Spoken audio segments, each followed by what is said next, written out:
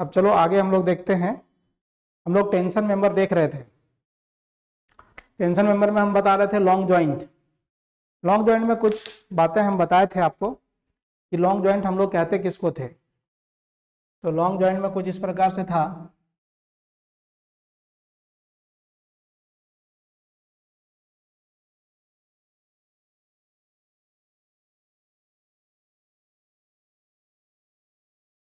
हम बताए थे कि अगर आपका ये लेंथ ऑफ जॉइंट जो है मोर देन 15 हो गया अगर, तो ये लॉन्ग जॉइंट में माना जाता है।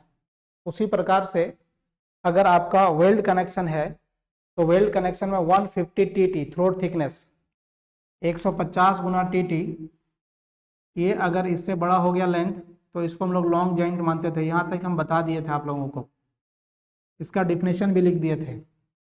अगर जॉइंट बड़ा होता है हमारा तो क्या हो, तो जॉइंट के बड़ा होने से इफिशिएंसी आपका जो है इसका डिक्रीज करेगा, है ना। हम लोग ऐसा एज्यूम करते हैं। नेक्स्ट पॉइंट इसके बाद हम लोग बढ़ते हैं कि we assume that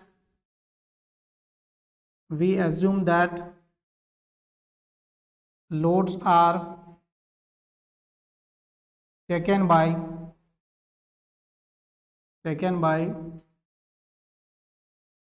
all the rivets equally, है ना। हर एक रिवेट जो है इक्वली लोड लेता है।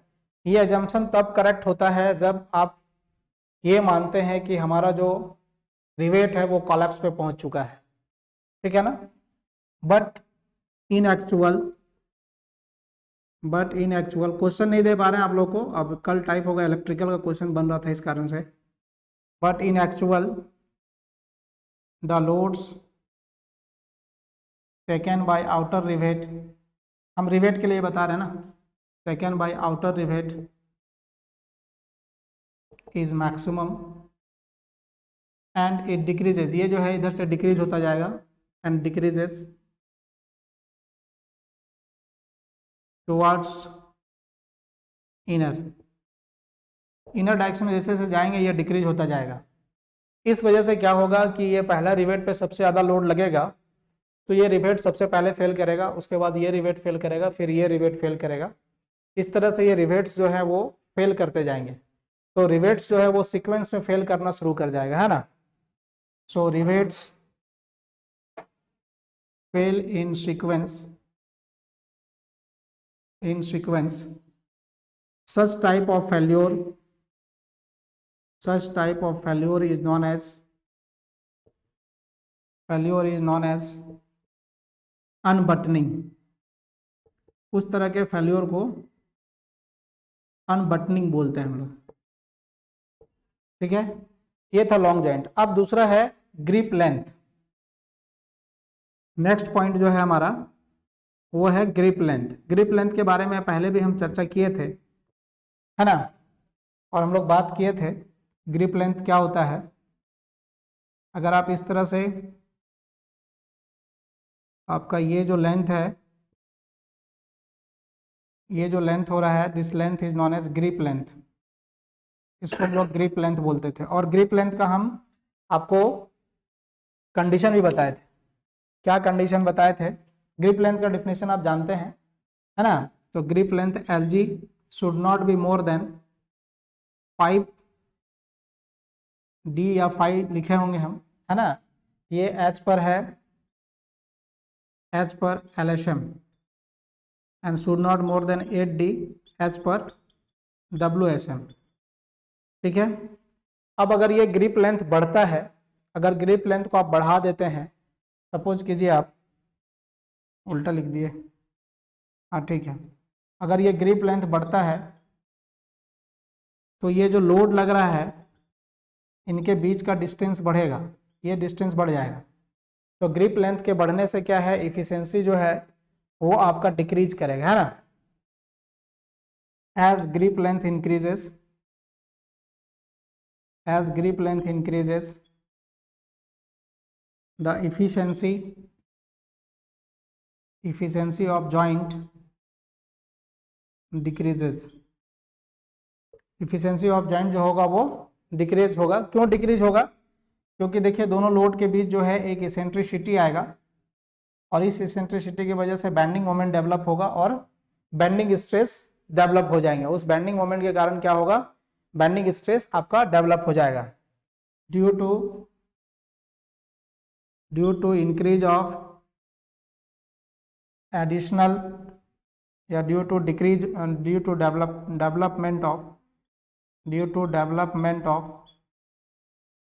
Development of additional bending stresses. Additional bending stresses develop होने के वजह से आपका ये स्ट्रेंथ जो है इसका वो डिक्रीज होगा। स्ट्रेंथ डिक्रीज होने का मतलब है कि इफिशियंसी डिक्रीज होगा। अगर आपका ग्रिप लेंथ 5D से बड़ा हो जो कि एच पर एलएचएम है, तो उसके लिए जो है जब ये इससे बड़ा हो जाएगा तो शियर रेसिस्टेंस जो शियर कैरिंग कैपेसिटी है वो आपका डिक्रीज हो जाएगा। और कैसे डिक्रीज होगा वो बताते हैं। If grip length LG increase more than 5D, then shear carrying capacity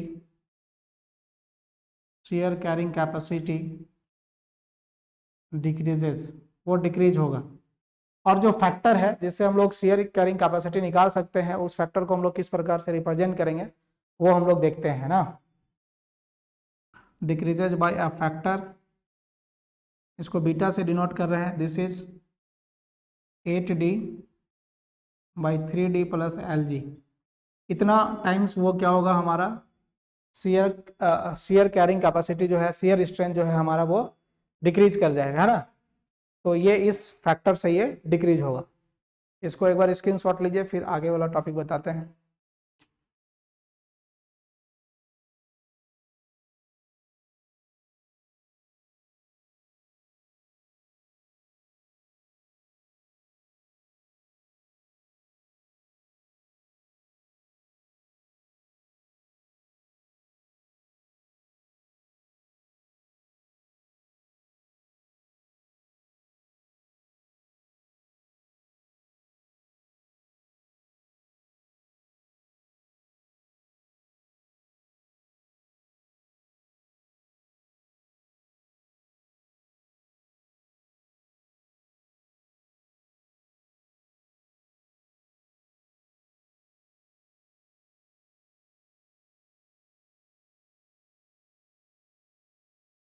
अब देखो अगला टॉपिक देखते हैं हम लोग, लग एंगल्स।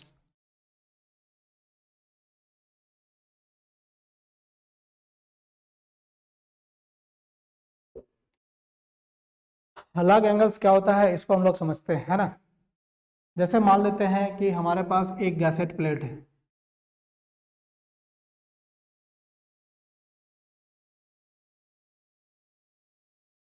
इसको हम लोग एक यहाँ पर हमने एक एंगल लगा दिए है, इस पे लोड लग रहा है P और यहाँ पर हमने कनेक्शन लगा दिए। इस प्रकार से हमारा कनेक्शन है। इसका अगर हम लोग सामने से देखें व्यू तो कैसा नजर आएगा वो हम लोग देखना चाहते हैं, या ऊपर से देखेंगे तो कैसा नजर आएगा। ऊपर से देखेंगे तो ये प्लेट का थिकनेस, ये जो गैसेट प्लेट है ये गैसेट प्लेट का थिकनेस दिखेगा। उसके बाद ये जो एंगल है उसका थिकनेस दिखेगा और ये एंगल का ये लेग दिखेगा बाहर, है ना। ये आपको दिखेगा। अगर आप इसको टॉप व्यू देखेंगे तो इस तरह से ये नज़र आएगा, है ना। तो आप मान लो कि इसको आपने कनेक्ट किया है, यहाँ पर दो रिवेट लगाए हैं, ये दोनों रिवेट क्रॉस सेक्शन में आपको नज़र आएगा और ये जो है ये बाहर नज़र आएगा ना, ठीक है। इस लेग को हम लोग बोलते हैं, इस लेग को हम लोग बोलते हैं आउट स्टैंड लेग, ये बाहर है आउट स्टैंड लेग। और ये जो लेग है इसको बोलते हैं हम लोग कनेक्टेड लेग, कनेक्टेड लेग। तो दो तरह का लेग है, एक कनेक्टेड लेग है और एक आउट स्टैंड लेग है, ठीक है। और जब भी लोड लगाना है आपको, सॉरी, जब भी कनेक्ट करना है आपको, कनेक्टेड लेग जो होगा ये हमेशा लॉन्गर लेग होगा। अगर अनइक्वल एंगल आप यूज कर रहे हैं तो longer leg must be always connected leg. Connected leg हमेशा जो है वो लॉन्गर लेग होना चाहिए, है ना। और आउटस्टैंड लेग जो है वो आपका स्मॉलर जो होगा। जैसे कहने मतलब एक एंगल ले रहे हैं हम लोग अनइक्वल एंगल्स, जो कि पहले हम बताए हैं, जो नहीं जानते हैं वो समझ लीजिए। अगर ये 150 mm है, ये अगर 100 mm है, तो ये जो लेग है ये आपका स्मॉलर लेग हो गया, ये आपका लॉन्गर लेग हो गया। तो हमेशा लॉन्गर लेग को कनेक्ट करना है, स्मॉलर लेग जो है हमेशा आउटस्टैंड रहेगा, ताकि ज़्यादा से ज़्यादा एरिया जो है वो कांटेक्ट में आ सके। अब यहाँ जो आप ये लोड लगा रहे हैं, ये लोड सिर्फ इस कनेक्टेड लेग पे लग रहा है। ये लोड जो है सिर्फ इस कनेक्टेड लेग पे लग रहा है। आपका जो आउटस्टैंड लेग है उस पर किसी प्रकार का लोड यहाँ पर नहीं लग रहा है। तो यहाँ पर रिएक्शन फोर्स डेवलप होगा, रिएक्शन फोर्स डेवलप होगा यहाँ पर, है ना। और ये रिएक्शन फोर्स जो है इसेंट्रिसिटी डेवलप करेगा। इस वजह से इसमें चूंकि लोड ट्रांसफर हो नहीं रहा है, इसमें लोड ट्रांसफर नहीं हो रहा है, तो इस कारण से क्या होगा कि सारा लोड इस पे आ रहा है और कुछ पोर्शन इस पे जा रहा है, लेकिन ये लोड को दे नहीं रहा है। मतलब जो लोड है आपका वो किसी भी प्रकार से इस गैसेट प्लेट को लोड ट्रांसफर नहीं कर रहा है। इसलिए यहां पर क्या होगा, नॉन यूनिफॉर्म स्ट्रेन डेवलप हो जाएंगे। तो नॉन यूनिफॉर्म स्ट्रेन डेवलप होने के कारण आपका क्या होता है, शियर लॉग इफेक्ट होता था। और शियर लॉग इफेक्ट क्या करता था, शियर लॉग इफेक्ट जो है वो स्ट्रक्चर का इफिशियंसी को घटाता था, लोड कैरिंग कैपेसिटी को घटाता था। तो शियर लॉग मैंने सबसे पहला टॉपिक बताया था आपको। तो हम चाहते हैं कि ये जो आपका आउटस्टैंड लेग है, जो लोड यहाँ अप्लाइड हो रहा है, ये इसके माध्यम से भी कुछ लोड यहाँ पर ट्रांसफर हो जाए। तो अब ये पूरा का पूरा ट्रांसफर जो है इसी कनेक्टेड लेग के माध्यम से हो रहा है। तो कनेक्टेड लेग के माध्यम से जब पूरा का पूरा लोड ट्रांसफर हो रहा है, तो यहाँ पर आपको नंबर ऑफ रिवेट्स भी ज़्यादा चाहिए होगा, तो इसका लेंथ ऑफ जॉइंट भी आपका बढ़ जाएगा। लेकिन अगर मान लो हम ऐसा कुछ प्रोविजन कर पाते हैं जो कि क्या करे कि इसके लोड को यहाँ पर ट्रांसफर कर सकता है, तो फिर क्या होगा कि कुछ लोड जो है इस ये आउटस्टैंड लेग का वो गैसेट प्लेट को ट्रांसफर होगा। उसके लिए हम लोग क्या करते हैं, एक स्मॉल पीस ऑफ एंगल लगाते हैं। यहाँ पर एक स्मॉल पीस ऑफ एंगल लगाते हैं, ये इस तरह से लगा दिए। इसको फिर हम लोग कनेक्ट कर देते हैं यहाँ से, ये कनेक्ट हो गया और फिर ये कनेक्ट हो गया यहाँ पर। अब क्या होगा कि ये जो आउटस्टैंड लेग था आपका, ये भी आप इनडायरेक्टली जो है वो गैसेट प्लेट को लोड ट्रांसफर करने लगा। तो इसका अगर आप वीडियो ऑफ कर दीजिए, वीडियो ऑफ कर दो अभी।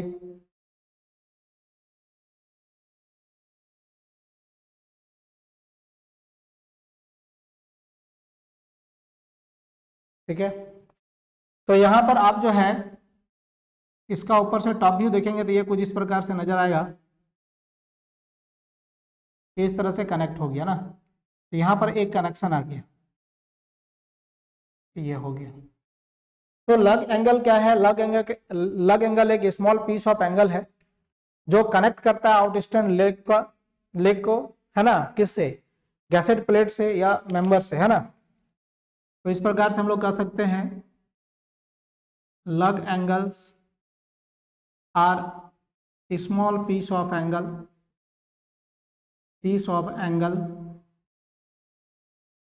which is used to connect outstand leg of structure to the gadget plate के आउटस्टैंड लेग को ये कनेक्ट करता है। पहला फायदा ये हो गया।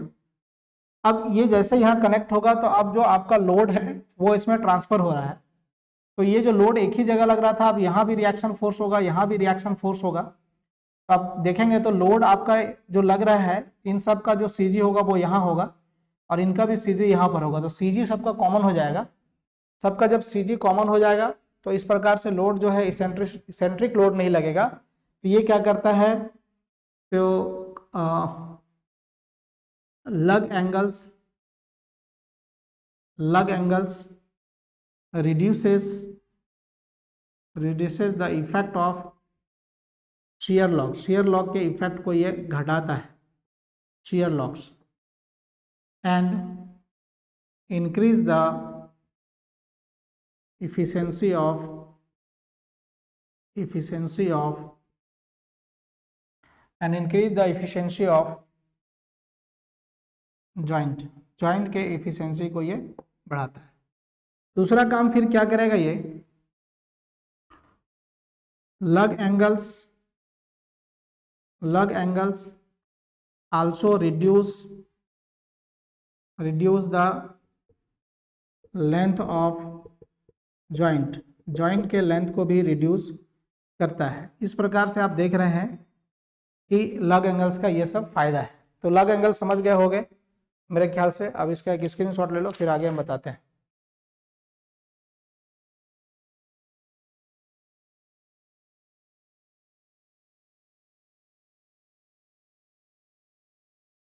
हो गया। अब आगे हम लोग अगला टॉपिक देखते हैं, स्लेंडरनेस रेशियो। स्लेंडरनेस रेशियो क्या होता है वो हम लोग पहले समझेंगे, फिर हम लोग आगे बढ़ेंगे।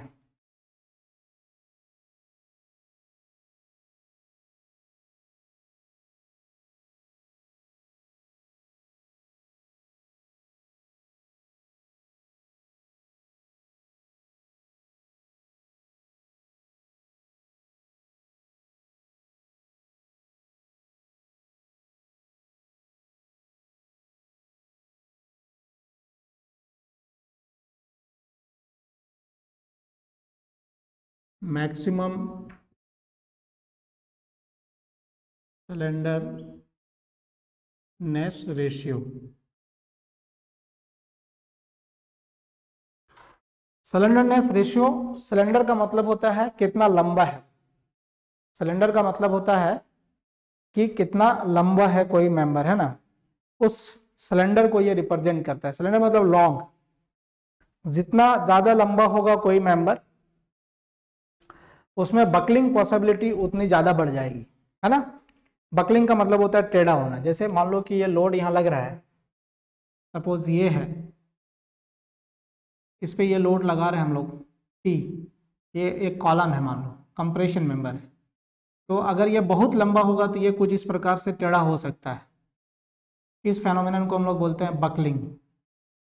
This is known as buckling. तो बकल होना, ठीक है। ये बकलिंग का संभावना जो है ज्यादातर आपका क्या होगा कि कंप्रेशन मेंबर में ही होता है। टेंशन मेंबर में बकलिंग होने की संभावना कम होती है। इस वजह से टेंशन मेंबर का आप देखते थे पिच भी ज्यादा होता था, है ना। तो बकलिंग पॉसिबिलिटी जब भी होना होगा तो बकलिंग पॉसिबिलिटी आपका कंप्रेशन मेंबर में होगा, आपका टेंशन मेंबर में ये बकलिंग पॉसिबिलिटी नहीं होगा। और अगर हम लोग स्लेंडरनेस रेशियो को डिफाइन करें हम लोग, तो स्लेंडरनेस रेशियो बराबर क्या होता है, स्लेंडरनेस रेशियो को हम लोग लैम्डा से डिनोट करते हैं। लैम्डा इक्वल टू होता है L effective, effective length by minimum radius of gyration, where L effective बराबर हो गया effective length of member, effective length of member, और आर मिनिमम हो गया, ये सब सॉम का पार्ट है, minimum radius of gyration. This is the minimum radius of gyration, and the formula of minimum radius of gyration is I minimum by A under root, where I minimum क्या है, I minimum है minimum moment of inertia, minimum moment of inertia, और A है cross sectional area of member, cross sectional area of member. तो ये जितना कम है उतना आई भी मतलब कम है। आई कम होने का मतलब है minimum radius of gyration minimum होना, और ये जितना मिनिमम होगा वो इतना बढ़ेगा। मतलब बकलिंग पॉसिबिलिटी जितना मिनिमम होगा, आई जितना मिनिमम होगा या आर जितना मिनिमम होगा, उधर से हम लोग बकलिंग कैपेसिटी, बकलिंग को हम लोग डिसाइड करते हैं। क्योंकि जो मैक्सिमम है ना, आई जिधर मैक्सिमम है उधर मैंने बताया था कि जिस डायरेक्शन में मोमेंट ऑफ इनर्शिया ज़्यादा रहेगा उस डायरेक्शन में बकलिंग की पॉसिबिलिटी कम हो जाती है, क्योंकि वो रोटेशन को अलाउ नहीं करता है। इसलिए मिनिमम वाला वैल्यू लेते हैं, क्योंकि वो जो है उस डायरेक्शन में रोटेट कर सकता है। तो रेडियस ऑफ कर्वेचर जैसे जिससे डिफाइन होता है उससे रेडियस ऑफ जायरेशन, मतलब ये कितना घूम सकता है। तो जो जितना ज़्यादा घूमेगा उसका रेडियस उतना कम होगा। तो उतना रेडियस कम होगा, मतलब उसका मोमेंट ऑफ इनर्शिया कम है, इसलिए वो घूमा। अब अगर रेडियस मोमेंट ऑफ इनर्शिया बहुत ज्यादा है तो उसको घूमने का कैपेसिटी कम हो जाएगा, तो यानी कर्व कम बनेगा, कर्व कम बनेगा तो रेडियस बड़ा होगा, है ना। तो इसलिए हम लोग मिनिमम वैल्यू लेते हैं, मिनिमम मोमेंट ऑफ इनर्शिया लेते हैं, इसलिए मिनिमम रेडियस ऑफ जायरेशन भी लेते हैं। एक तो इस प्रकार से हम लोग इसको डिफाइन करते हैं स्लेंडरनेस रेशियो को। लेकिन एक फार्मूला आप और पढ़ते होंगे, ये आप स्टील में पढ़ते हैं, ये स्टील में पढ़ते हैं, और एक फार्मूला और आप पढ़ते हैं, L effective by least lateral dimension, least lateral dimension. ये दो फार्मूला आप स्लेंडरनेस रेशियो का पढ़ते रहते हैं। तो इन दोनों में फर्क क्या है, ये देखिए आप आरसीसी में आपको ये मिलता है, जनरली ये फार्मूला आप यूज करते हैं आरसीसी में, और ये जनरली फार्मूला आपको मिलता है सोम या फिर स्टील के केस में। तो स्टील स्ट्रक्चर में आपको ये फार्मूला मिलता है और आरसीसी में ये फार्मूला मिलता है। कोई बता सकता है कि ये दोनों फार्मूला में फर्क क्या है, या ये दोनों फार्मूला का उपयोग कब करना चाहिए। हम तो लिखा दिए कि आरसीसी, या ये आरसीसी में हम लोग क्यों यूज करते हैं और फिर ये स्टील में ही क्यों यूज करते हैं। Anyone who can define it.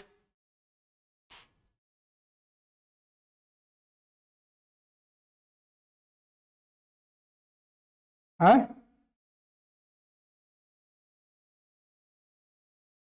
क्या बोल रहा है, साउंड तो जा रहा है। हाँ, कोई बता सकता है कि ये दोनों फार्मूला में क्या डिफरेंस है। स्लेंडरनेस क्या, क्या ब्रिटल मटेरियल, नहीं नहीं वैसा नहीं है। और कोई,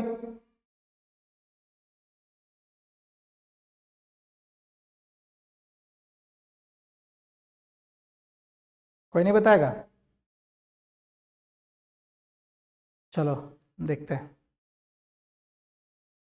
देखिए ये दोनों फार्मूला सेम ही है ना। फिर हम लोग अलग अलग क्यों लिखते हैं उसको समझना पड़ेगा।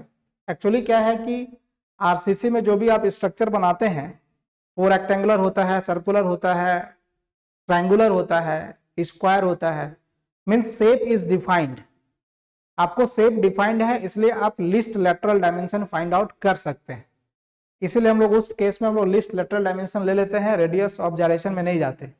लेकिन जब आप स्टील स्ट्रक्चर पढ़ते हैं तो एंगल है, चैनल है ना, और दो एंगल को मिला के और कुछ नया चीज बना दें, या दो चैनल को मिला के कुछ और नया बना दें, तो शेप जो है वो ज्योमेट्रिक शेप है, वो डिफाइंड नहीं है कि मिनिमम कौन सा हम लोग लें।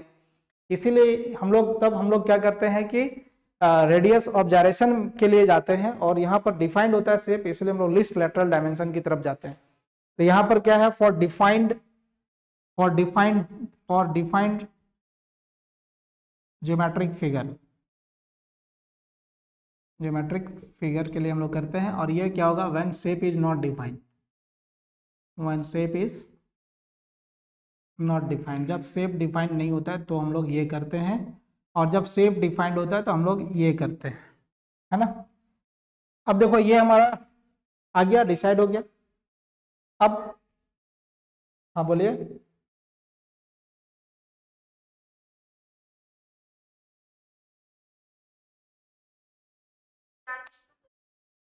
सॉम में डिफाइंड जहां पर होगा वहां पर आप लेंगे लिस्ट लेटरल डायमेंशन। एक्चुअली सॉम में क्या है, मैक्सिमम टाइम आपको क्या पढ़ाया जाता है, मैक्सिमम टाइम आपको स्टील के बारे में पढ़ाया जाता है सॉम में। आप आरसीसी का वहां पर कहीं स्ट्रेंथ नहीं पढ़ते हैं, पढ़ते हैं आरसीसी का स्ट्रेंथ कहीं पढ़ते हैं सॉम में। जो भी बातें होती है स्टील का होता है, तो चूंकि वहां पे हम लोग समझने के लिए उसको रेक्टेंगुलर या सर्कुलर मान के हम लोग समझते हैं, है ना।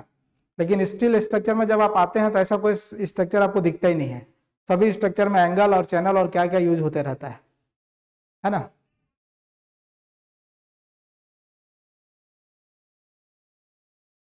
हाँ तो ले सकते हैं हम लोग, कोई भी फार्मूला से ले सकते हैं।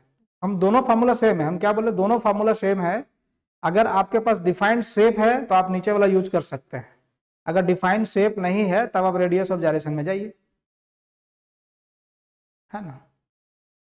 अब कॉलम के केस में क्या करते हैं, वहां पर जब भी करते हैं जनरली सर्कुलर होलो कॉलम बनाते हैं जनरली, क्योंकि कंप्रेशन मेंबर जो होता है वो सर्कुलर होलो मेंबर ज्यादा अच्छा होता है। तो सर्कुलर मेंबर के केस में क्या होता है, आप फिर लिस्ट लेटरल डायमेंशन कौन सा लेंगे, क्योंकि वो बीच में तो कुछ इस मटेरियल है नहीं ना।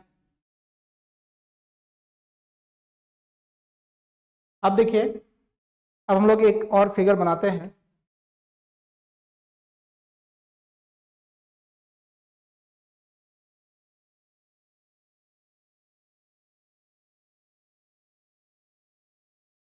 ये एक ट्रस्ट मेंबर है, सब लोग परिचित होंगे इस फिगर से।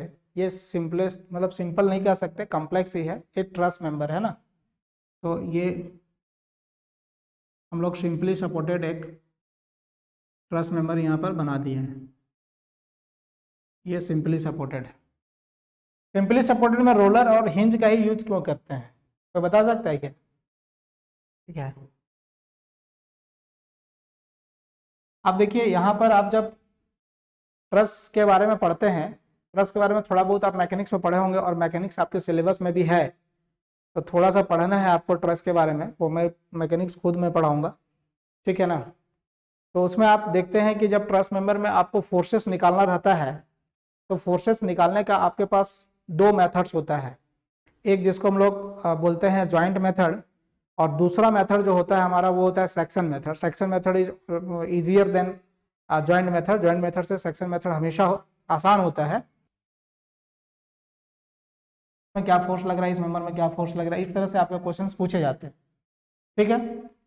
मान लो ऊपर से एक लोड लग रहा है, मान लो कहीं पर एक लोड लग रहा है, सपोज ये है ना। ट्रस और फ्रेम में ये अंतर है कि ट्रस का मतलब क्या होता है, ट्रस का होता है कि member have no bending moment, member have no bending moment, bending moment नहीं होगा। ये सबसे पहला डिफिनेशन याद रखेंगे आप कि ट्रस में किसी भी मेंबर में बेंडिंग मोमेंट नहीं होता है। तो बेंडिंग मोमेंट तब नहीं हो सकता है जब ये लोड जो है जॉइंट के ऊपर लगेगा। अगर जॉइंट के इधर मान लो मेंबर के ऊपर लोड लगा देंगे तो ये क्या होगा, बेंड करेगा और बेंडिंग मोमेंट डेवलप हो जाएगा। तो ट्रस के केस में जब भी लोड लगेगा, load always act at the joint, joint पे लोड लगेगा जब भी ट्रस का बात करेंगे हम लोग, है ना। यानी कह सकते हैं that is load, load acts at joint, joint के ऊपर लोड लगेगा। और फ्रेम मेंबर क्या होता है, फ्रेम यही फ्रेम हो सकता है ना। यही जो हमने स्ट्रक्चर यहाँ पे बनाया है, यही स्ट्रक्चर एक फ्रेम होगा अगर बेंडिंग मोमेंट हो जाएगा तो, है ना। Members have bending moment also, bending moment also मतलब लोड जो है मेंबर के ऊपर लगेगा, मान लो यहाँ लगेगा तो ये फ्रेम हो जाएगा। दोनों में बस इतना ही, थोड़ा सा ही डिफरेंस है, ठीक है। अब देखिए जब आप फोर्सेस निकालते हैं आप, तो फोर्सेस निकालते हैं तो आपको ये जो मेंबर है ना, ऊपर वाला जो मेंबर है, वो सारे मेंबर पे ट्रस के केस में जब भी आप फोर्सेस निकालेंगे, वो फोर्सेस जो है हमेशा कंप्रेसिव फोर्स होगा। तो कहने का मतलब क्या है, in the case of truss the top members, top horizontal members, in the case of truss the top horizontal members is pure compressive member, है ना। उसमें हमेशा आप जब भी फोर्स निकाल के देख लो, आप कुछ भी कर लो, उसमें जब भी फोर्स निकालोगे वो कंप्रेशन ही निकलेगा। आप कोई भी एग्जांपल उठा लेना, मैकेनिक्स का बुक निकाल लेना, आर एस खुरमी, आर के राजपूत या कोई भी, उसमें से आप ट्रसेस निकालना, सिंपल ट्रसेस में कोई भी पे आप निकाल के देखना, जो टॉप हॉरिजॉन्टल मेंबर्स होंगे, अगर हॉरिजॉन्टल मेंबर्स वाला आप लेते हैं तो टॉप हॉरिजॉन्टल मेंबर्स में हमेशा जब भी लोड लगेगा, that load will be compression in nature, वो लोड कंप्रेशन नेचर का होगा, है ना। तो कहने का मतलब क्या है, ये सब जो मेंबर हैं टॉप हॉरिजॉन्टल मेंबर्स, ये देखिएगा क्वेश्चन भी मिलेगा कहीं। और अगर आपको पूछता है, अगर मान लो एक छोटा सा क्वेश्चन दे दिया, ये मान लो हम लोग हटा दिए, ये क्वेश्चन इतना बड़ा ही रहता, पूछता कि मेंबर ए बी में क्या कैसा नेचर ऑफ फोर्स लग रहा है, तो आपको आंख बंद करके निकालने की जरूरत ही नहीं है, आपको हमेशा जवाब दे देना है कि कंप्रेसिव फोर्स लग रहा है, ठीक है, अगर वो ट्रस है तो टॉप, या ये भी रहेगा टॉप हॉरिजॉन्टल मेंबर्स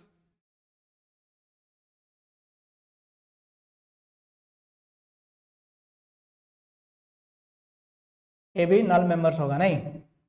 हाँ ठीक है, वो ठीक है, वो अलग चीज हो गया, 90 डिग्री पे है ना। हाँ ठीक है। तो top horizontal members of A truss is pure compression member, pure compression member, वो प्योर कंप्रेशन मेंबर होगा। और ये जो बॉटम मेंबर होगा ना, बॉटम मेंबर, ये हमेशा क्या होगा, bottom horizontal member, bottom horizontal members, members of A truss is pure tension member, pure tension member, और ये जो मेंबर्स हैं इंक्लाइंड मेंबर या वर्टिकल मेंबर्स है ना, ये सब मेंबर्स जो होंगे इंक्लाइंड और वर्टिकल मेंबर्स, इंक्लाइंड और vertical members may be in tension or compression, may be in tension or compression, depends upon the position of loading, position of loading है ना, that is such stresses are called stress of reversal, stress of reversal यानी ये सब जो है इनमें stress of reversal लगेंगे है ना। तो टॉप मेंबर आपका हमेशा जो है वो प्योर कंप्रेशन मेंबर होगा और बॉटम मेंबर जो है हमेशा वो टेंशन मेंबर होगा है ना। अब देखो इनका जो है हम लोग मैक्सिमम स्लेंडरनेस रेशियो देखते हैं। तो maximum slenderness ratio for pure tension member is equal to 400, बहुत ज़्यादा है 400 सबसे ज़्यादा होगा प्योर टेंशन मेंबर में, बिकॉज क्यों, larger value is taken because there is no possibility of buckling की कोई possibility नहीं है, और the members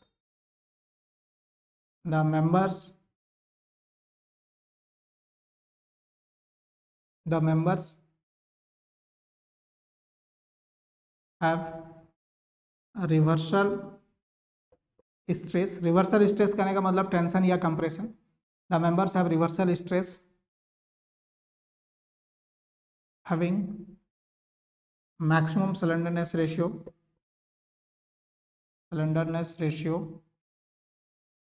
इक्वल टू 180 जो होता है ये होता है कंप्रेशन मेंबर का जो मैक्सिमम स्लेंडरनेस रेशियो लेते हैं वो होता है 180, क्योंकि वहाँ पर बकलिंग होता है। तो यहाँ पर भी बकलिंग की पॉसिबिलिटी है क्योंकि ये कंप्रेशन में भी हो सकता है और टेंशन में भी हो सकता है, ठीक है, because there is possibility of buckling है यहाँ पर, ठीक है। The maximum slenderness ratio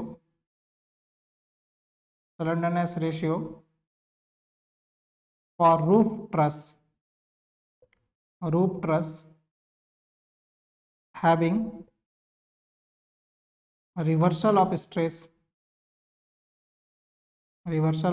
stress roof truss में है और इसमें जो है चांसेस है रिवर्सल स्ट्रेस होने का, लेकिन कहाँ पर है, रूफ ट्रस में है ना। तो मैक्सिमम जो होगा वो होगा क्या, 350 अगर विंड का इफेक्ट होगा तो 250 हो जाएगा, ठीक है। ये आप एक बार स्क्रीनशॉट ले लीजिए।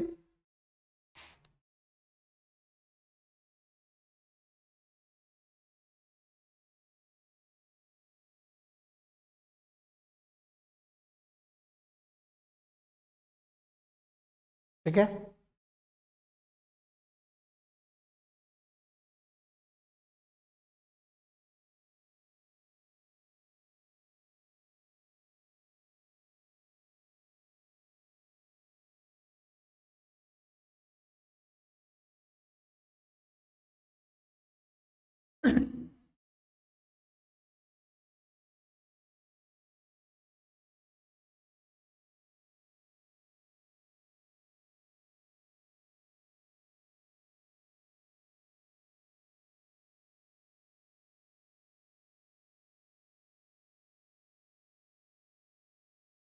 अब देखिए सेफ लोड कैरिंग कैपेसिटी क्या होगा इसका, load carrying capacity of A tension member.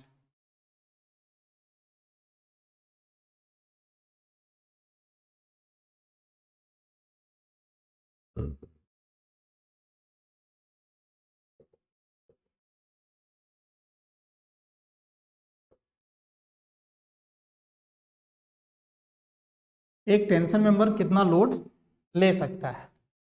ठीक है, पहला इन WSM देखते हैं। तो हम आपको पहले ही बताए थे और फिर आज बता रहे हैं कि आपको जब भी टेंशन मेंबर का डिजाइन करना हो तो आप नेट एरिया पे जाएंगे, है ना, ग्रॉस एरिया पे नहीं। WSM में हमेशा नेट एरिया और LSM में दोनों होता है, लेकिन वहां पर ये डिसाइडिंग देखते हैं कि यील्ड के कारण फेल हो रहा है या अल्टीमेट के कारण फेल हो रहा है। ठीक है ना, लेकिन आपको हमेशा यह ध्यान रखना है कि टेंशन मेंबर है तो टेंशन मेंबर का जब भी डिजाइन करेंगे हम लोग तो वो नेट एरिया पे ही होता है, जनरली नेट एरिया पे ही फेल होता है। तो PT बराबर आपको पहले ही बताए थे हम, ये हो जाएगा सिग्मा AT, या आप लिख सकते हैं FT जो लिखते थे हम लोग, sigma AT into A net, where sigma AT बराबर क्या हो गया, सिग्मा AT बराबर हो गया maximum permissible tensile stress, maximum permissible tensile stress, and this was 150 megapascal means 0.6 FY, है ना। A नेट हो गया net area of cross section. अगर हम लोग इसको LSM में देखें, इन LSM अगर हम लोग इसको बात करें तो PT बराबर पहले ही फॉर्मूला बता चुका हूं मैं, AG इंटू FY बाई 1.1 या फिर A net into 0.9 FU by 1.25। ये फॉर्मूला मैंने पहले ही आपको बताए थे, है ना। यहाँ पर क्या होगा, when yielding decide the strength, जब yielding डिसाइड करेगा स्ट्रेंथ का तब। और यहाँ पर क्या बताए थे, जब अल्टीमेट स्ट्रेंथ डिफाइड, है ना, यहाँ पर cracking decide the, when cracking decide the strength, ये बताया था हमने। इन दोनों में से जो मिनिमम होगा उसको लेना है, टेक मिनिमम वैल्यू। इन दोनों में से जो मिनिमम वैल्यू आएंगे उनको आपको लेना है LSM में। FY क्या है, यील्ड स्ट्रेस है, और FU है अल्टीमेट स्ट्रेस।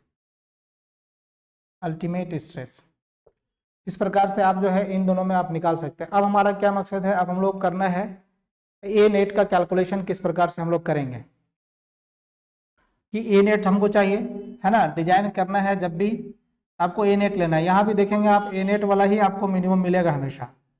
इस वजह से एज पर द एक्सपीरियंस मैं बता रहा हूँ कि जब भी आप टेंशन मेंबर का डिजाइन करेंगे तो आपको नेट एरिया पे ही डिजाइन करना चाहिए, या अपने आप वो नेट एरिया की तरफ आपको ले जाता है। तो ये आप यहाँ से समझिए कि जब भी टेंशन मेंबर का आपको पूछा जाता है कि स्ट्रेंथ किस पे डिपेंड करेगा, तो स्ट्रेंथ हमेशा ध्यान रखना है कि that will be depend upon the net area. अब देखिए कैलकुलेशन ऑफ नेट एरिया, हम लोग इसको कैसे कैलकुलेट करेंगे, कैलकुलेशन ऑफ नेट एरिया। तो पहला हम लोग देखते हैं फॉर चेन रिवेटिंग के लिए आपको मैंने बताया था, जो हम लोग पहले पढ़ चुके हैं रिवेटिंग के केस में, अगर आप वेल्ड ज्वाइन करते हैं तो फिर नेट एरिया का कोई कंसेप्ट नहीं रहता है ना। तो यहाँ पर आपका देखिए क्या हो जाएगा कि ये रिवेट लगा हुआ है,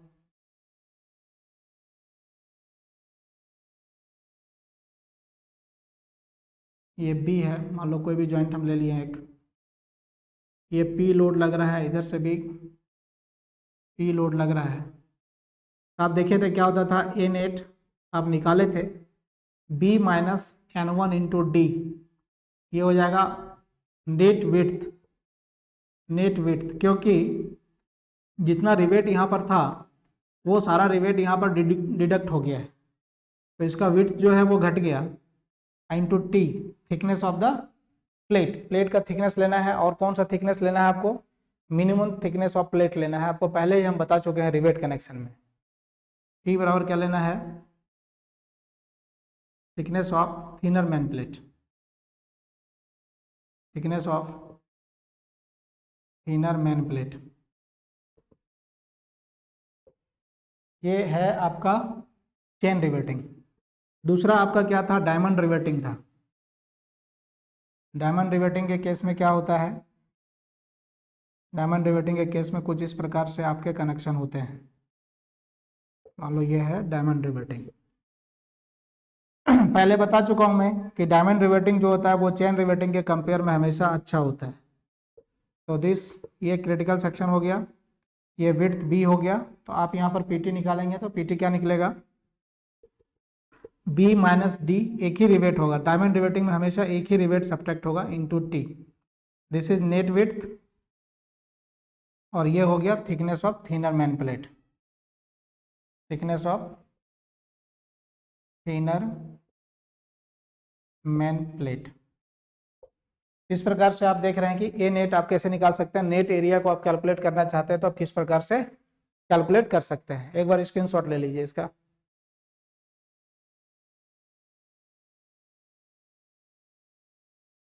हो गया।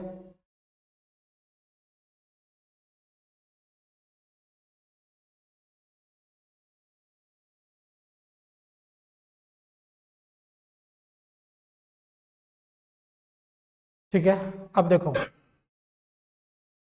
ये दो हो गया, डायमंड रिवेटिंग और चेन रिवेटिंग।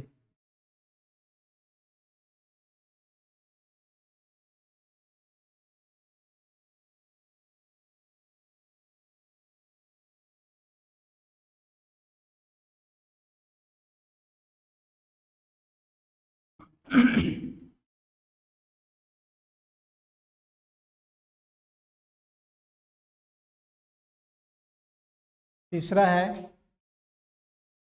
Staggered riveting.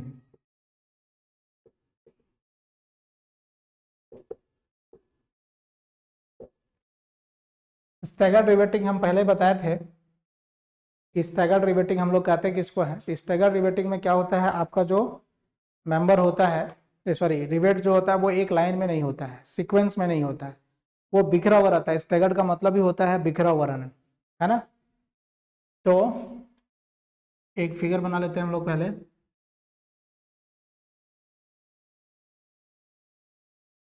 यहाँ पे मान लिए कि हमारे पास इस तरह से स्टैगर्ड रिवेटिंग है। मान लो अभी हम 3 ही रिवेट ले रहे हैं, और भी रिवेट हो सकता है, हम लोग अभी 3 रिवेट ले रहे हैं समझने के लिए, ठीक है। तो इनका यहाँ से यहाँ के बीच का जो डिस्टेंस है ये हो गया गेज, सपोज एस या जी ले लो, चलो जी ले लेते हैं। इनका यहाँ से यहाँ तक हो गया, ये सपोज G1 मान लीजिए, आप इसको G2 मान लीजिए, और अगर इन दोनों का निकालेंगे तो ये आ जाएगा G3। इस तरह से हमारे पास 3 रिवेट्स है। इन तीनों का, सॉरी उल्टा लिख रहे हैं, नहीं ये पिच ना होगा, पिच R1 R2 R3, ये होगा गेज G1 एंड G2। इस प्रकार से ये आपका गेज है। अब देखिए यहाँ पर आप जब डिसाइड करते हैं तो आपको ये डिसाइड करना पड़ता है कि सबसे मिनिमम एरिया जो मिलेगा वही आपका नेट एरिया होगा। You have to find out the minimum area. तो मिनिमम एरिया कैसे फाइंड आउट करेंगे, वो इसका जो है स्टैगर्ड रिवेटिंग का थोड़ा सा अलग कंसेप्ट है। वो कैसे फाइंड आउट करेंगे देखिए।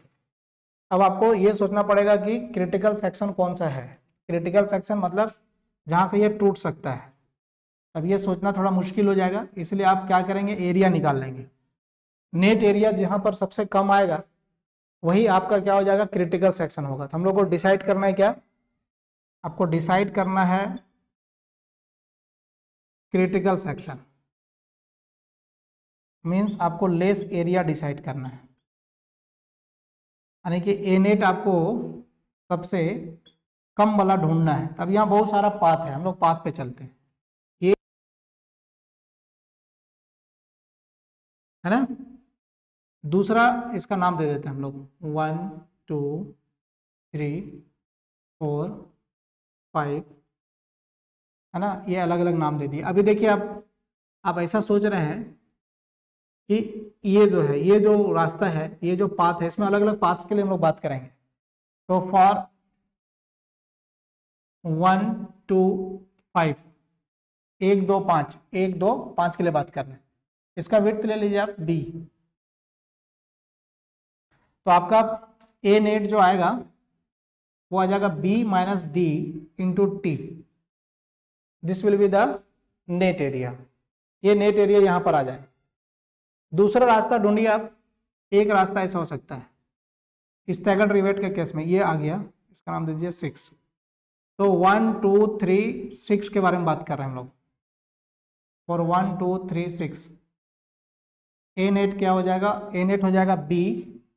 अब कितना रिवेट माइनस हो रहा है, एक रिवेट दो रिवेट, दो रिवेट से होके जा रहे हैं हम लोग।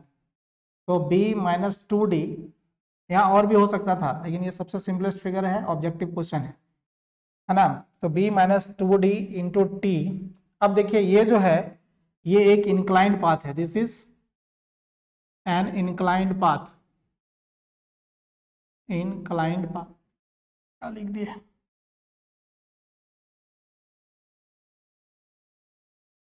ये जो है एक इंक्लाइंड पाथ है। तो हर इंक्लाइंड पाथ के लिए हम लोग एक वैल्यू जोड़ते हैं, आर स्क्वायर बाई 4g, है ना, ये पैरामीटर है। Value should be added, value should be added जितना भी इंक्लाइंड पाथ होगा। तो आप देखिए यहाँ पर क्या हो जाएगा, प्लस एक इंक्लाइंड पाथ पे गया हम लोग, तो so this will be r1 square, यहाँ पर यहाँ से यहाँ डिस्टेंस r1 है, इस डिस्टेंस, एंड 4g1, ये गेज हमारा हो गया। अब देखो दूसरा रास्ता क्या हो सकता है, एक रास्ता ये हो सकता है, यहाँ से आए, यहाँ गए और यहाँ निकल गए 7। तो 1 2 3 4 7, फॉर 1 2 3 4 7 ए नेट निकालेंगे, बी माइनस कितना रिवेट माइनस हो रहा है, 1 2 3, तो B minus 3d into T plus incline path. देखिए एक इंक्लाइन पाथ यहाँ है r1 square by 4g1 plus यहाँ से यहाँ तक एक दूसरा इंक्लाइन पाथ है, सो this is r2 square by 4g2। अब कोई और पाथ नहीं हो सकता। अगर कोई ऐसा सोचेगा, सिर्फ इसको सोचेगा तो यही वाला वैल्यू आएगा, सिर्फ ऐसा भी सोचेगा तो यही वैल्यू आएगा। अगर कोई ऐसा सोचता है ना, तो एक चेंजेज हो सकता है। अगर ऐसा सोचेगा तो यहाँ पर b माइनस 2d और ये r2 हो जाएगा ना, एक रास्ता और बन सकता है। तो ये हम लोग बना देते हैं 7 8, है ना। तो फॉर 8 3 4 7 ए नेट क्या हो जाएगा, b माइनस यहाँ से यहाँ गए तो 2d into T plus r2 square by 4g2। अब कोई रास्ता नहीं बन सकता, अब जो भी बनाएंगे आप सेम सेम बनेगा, ठीक है। अब कहने का मतलब है हर इंक्लाइंड पाथ के लिए, for each inclined path you must to, Sushant video off कर लीजिए आप अपना, यू मस्ट टू कंसीडर या must be consider are square by 4g, है ना, ठीक है। तो for inclined path, for each inclined path, each inclined path are square by 4g term must be added. हर के लिए आपको यह जोड़ना चाहिए। कहने का मतलब है कि स्टैगर्ड रिवेटिंग में, for the case of staggered riveting, the A net also depends upon R G, है ना, आर और जी पे डिपेंड कर रहा है, और साथ ही साथ डी पर, रिवेट होल्ड आया पर तो डिपेंड कर ही रहा है। इनमें से जो आपका ये जितना भी पॉसिबल पाथ है, इन पॉसिबल पाथ में से सबसे कम आएगा, है ना, यहाँ पर जो भी है, तो minimum value will be, minimum value will be net area, ठीक है। ये स्टैगर्ड के लिए था, नोट कर लीजिए फटाफट, स्क्रीनशॉट ले लीजिए।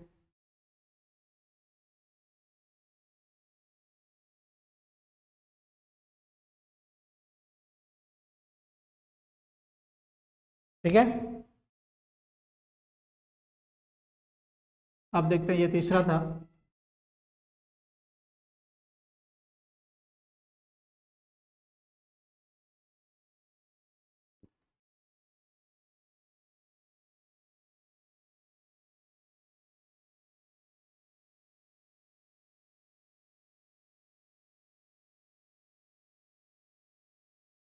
हम लोग ए नेट देखते हैं, पानी है क्या होते हैं लेकिन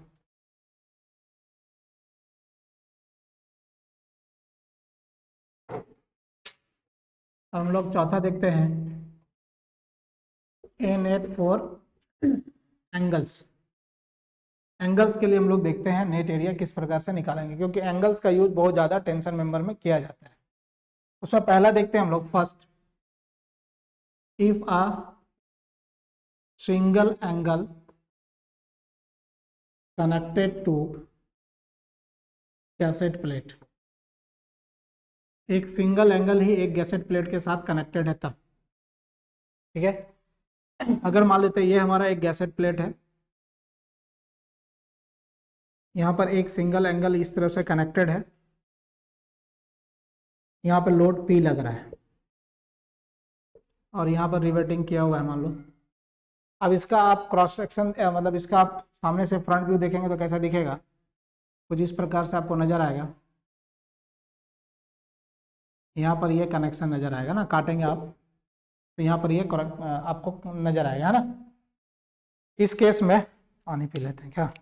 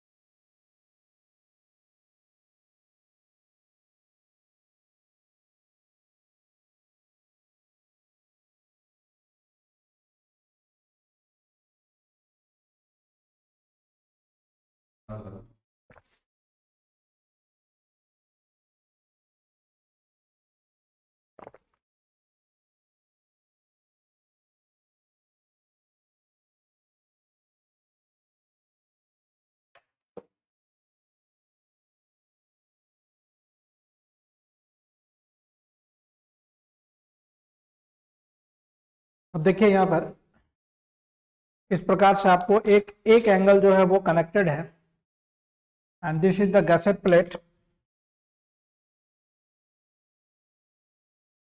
ये गैसेट प्लेट है, this is also gadget plate, and this is the connected leg, and this is outstand leg। इस केस में आप जो नेट एरिया निकालते हैं A net, this is A1 plus KA2, ठीक है। इस केस में जब आप नेट एरिया निकालते हैं, जब सिंगल एंगल जो होगा वो कनेक्टेड होगा किसी गैसेट प्लेट से और आपको नेट एरिया निकालना है, तो आप इस प्रकार से नेट एरिया निकाल सकते हैं। तो आप इसको कैसे निकालेंगे, तो देखिए यहाँ पर क्या है, वेयर A1 जो है, A1 यानी ये कनेक्टेड लेग, तो ये net area of connected leg, net area of connected leg. A1 is the net area of connected leg. तो कनेक्टेड लेग का एरिया आपको कनेक्टेड लेग का एरिया आपको निकालना है। आप किस प्रकार से निकालेंगे वो आप समझ लीजिए। आप क्या करेंगे, ग्रॉस एरिया ऑफ ए निकालेंगे, gross area of connected leg निकालेंगे, माइनस अब क्या करेंगे, यहाँ पर ये एरिया निकालना है आपको, ये जो है इसको हटाना है, माइनस करना है, क्योंकि इसमें जो है ये एरिया नहीं आ रहा है।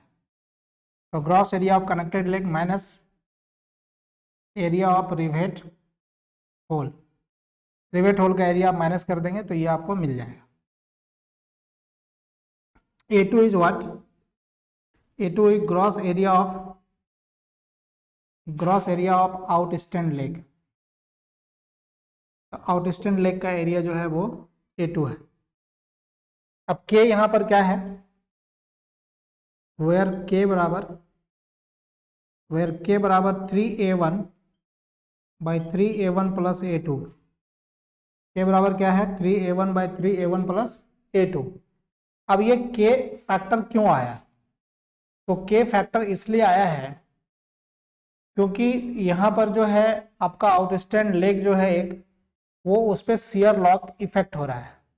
और मैंने अभी बताया था कि जब शियर लॉग का इफेक्ट होगा तो आपका क्या होता है कि आपका जो इफिशिएंसी ऑफ जॉइंट है वो इफिशिएंसी ऑफ जॉइंट आपका डिक्रीज करता है।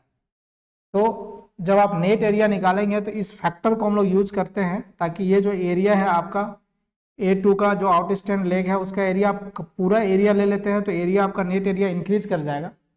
और नेट एरिया जब इंक्रीज करेगा तो आपका क्या होगा कि आपका नेट एरिया बढ़ने से स्ट्रेंथ जो है उस क्रॉस सेक्शन पे स्ट्रेंथ आपका बढ़ जाएगा।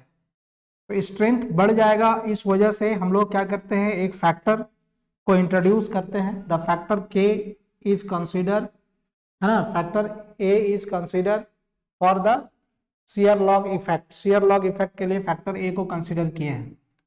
फैक्टर के is consider for the effect of shear log.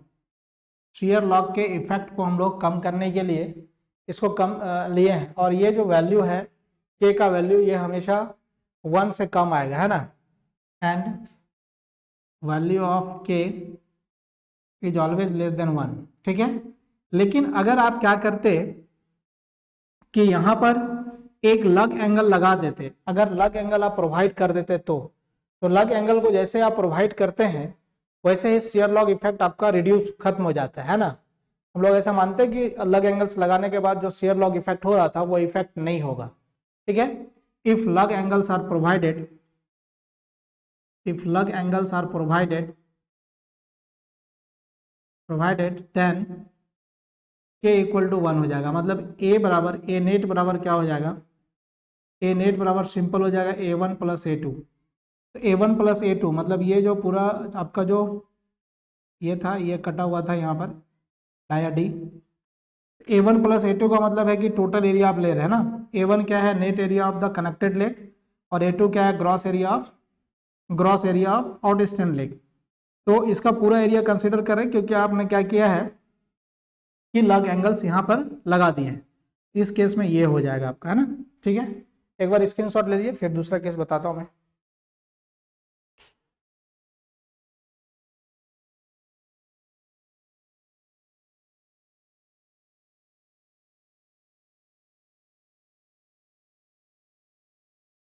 ठीक है,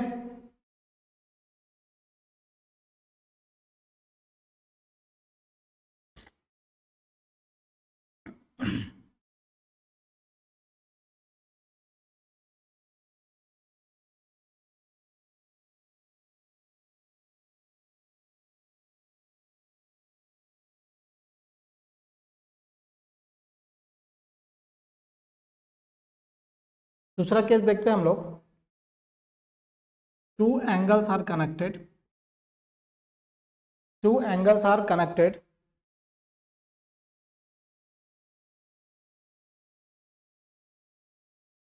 ऑन सेम साइड।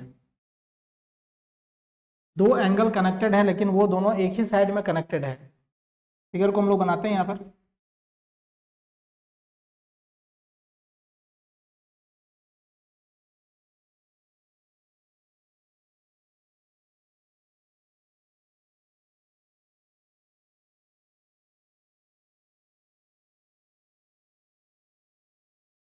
दो एंगल हैं, दोनों सेम साइड में कनेक्टेड है, और ये जो एंगल्स हैं वो एक दूसरे आपस में भी कनेक्टेड है ना। यहाँ पे मान लो इस तरह से कनेक्ट कर दिए। ये सब जो बाहर कनेक्ट हुआ, टू मेंबर्स को सिंगल मेंबर्स बनाना है, so these are known as tack rivets. इनको टेक रिवेट्स हम लोग कहते हैं, ठीक है। अब इस केस में जब आप ए नेट निकालेंगे, ये सब tack rivets and these are the structural rivets.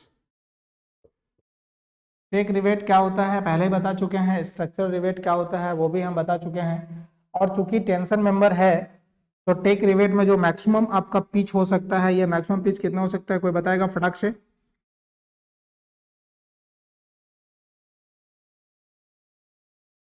हम्म हम्म पूरा पढ़े नहीं,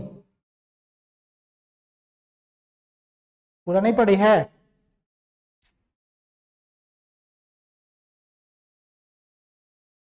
हाँ, कोई और बताएगा। कोई और बताएगा?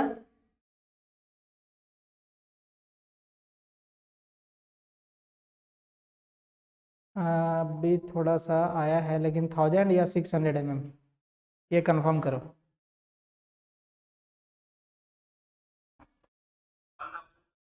वन, बिल्कुल बिल्कुल सही सही।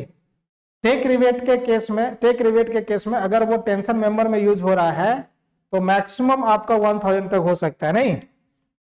Very good. हाँ, पढ़िए घर में, नहीं तो गड़बड़ हो जाएगा। ठीक है, ये हो गया 1000 mm।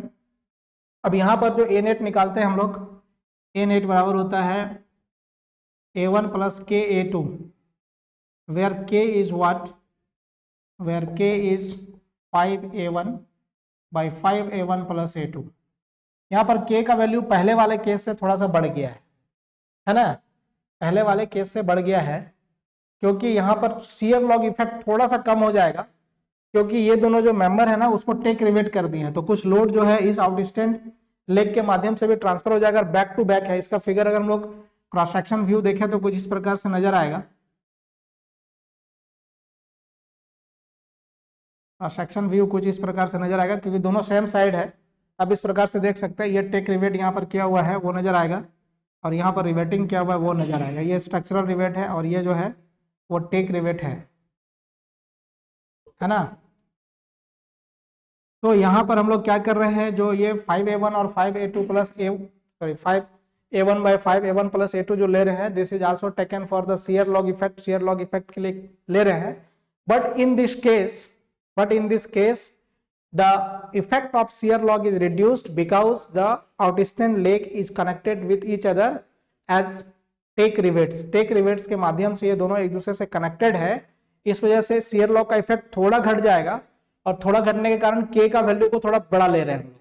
अब जब इसको निकालेंगे, क्वेश्चन बनाएंगे, तो जब 5A1 by 5A1 plus A2 करेंगे तो क्या होगा कि यहाँ पर थोड़ा सा वैल्यू घट जाता है। द वैल्यू ऑफ के is consider more than previous case because shear log effect is reduced due to tack riveting के कारण हो रहा है। अगर कोई टेक रिवेट नहीं करता है ना, अगर यहाँ टेक रिवेट नहीं करते हैं हम लोग, तो उस केस में फिर ये दोनों मेंबर अलग अलग हो जाएगा। If tack riveting is not done, है ना, if tack riveting is not done, then both angles are considered as single member. For this case we consider k equal to 3A1 by 3A1 plus A2। अगर tack riveting नहीं किए तो फिर से हम लोग यही वैल्यू लेंगे जो पहले वाले केस में ले रहे थे, at place of 5A1 by 5A1 plus A2। अगर टेक रिवेटिंग करेंगे तभी ये लेंगे, अगर टेक रिवेटिंग नहीं करेंगे तो ये हम लोग कंसिडर नहीं करेंगे, क्योंकि तब फिर दोनों जो है वो सिंगल सिंगल यूनिट के जैसा काम करेगा, और फिर उस पर लोड वैसे लगेगा जैसे इसके पहले वाले में लग रहा था। ठीक है, क्लियर है? स्क्रीनशॉट लो, क्लियर है तो। हाँ,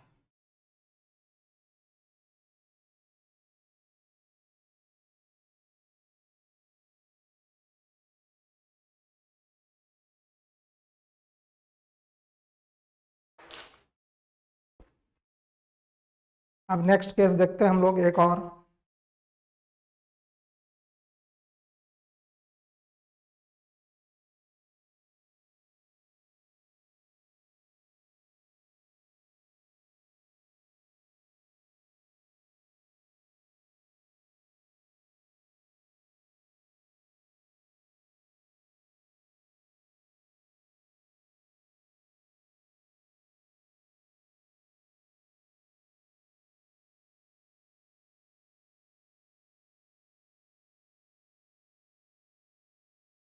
तीसरा, two angles are connected back to back with a gusset plate. अभी सेम साइड में था ना, अभी हम लोग दोनों को अपोजिट लगा दिए हैं, एक को इधर एक को, एक आगे एक पीछे। This is the most efficient way to connect a angle, है ना। It is most efficient way to connect angles in tension member।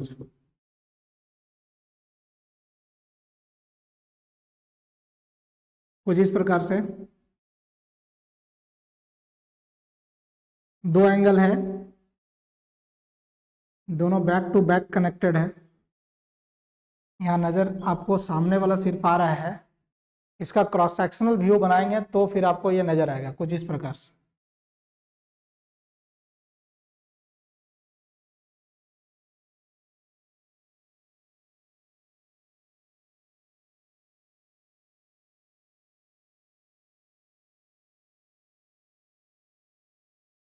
यहाँ पर टेक रिवेटिंग क्या हुआ है, सॉरी टेक रिवेटिंग बोलता है, स्ट्रक्चरल रिवेटिंग यहाँ पर क्या हुआ है, और यहाँ पर टेक रिवेटिंग भी क्या हुआ है ना,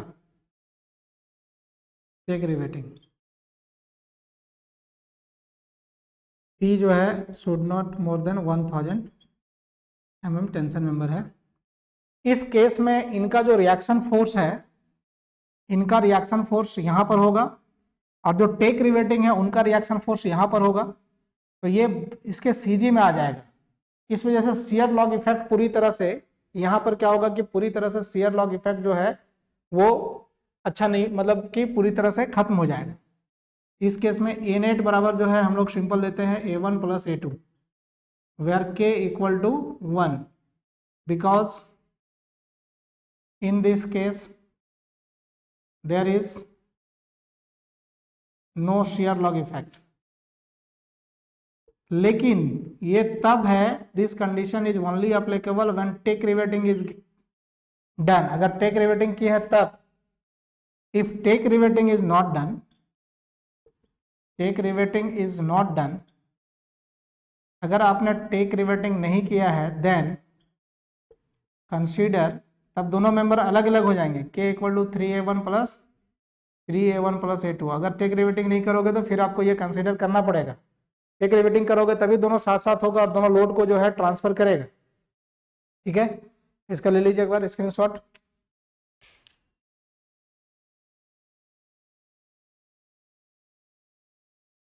एक क्वेश्चन देते हैं इसके पास, नोट कर लो। हो गया नोट?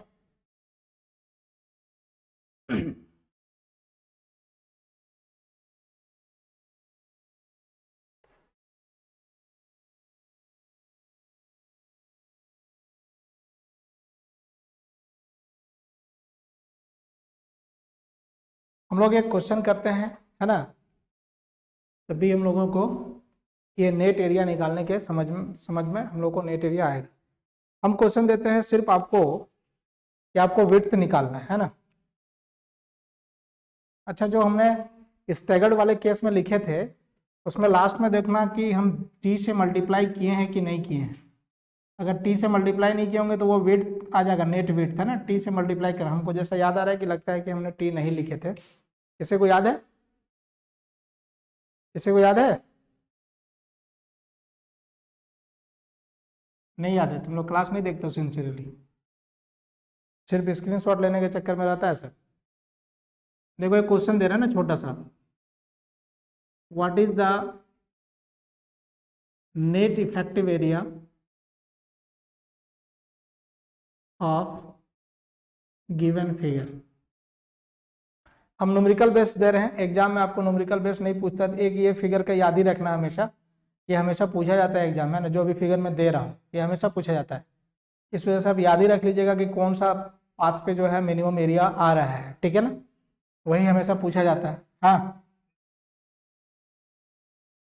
लास्ट में मल्टीप्लाई किए थे टी पूरा में,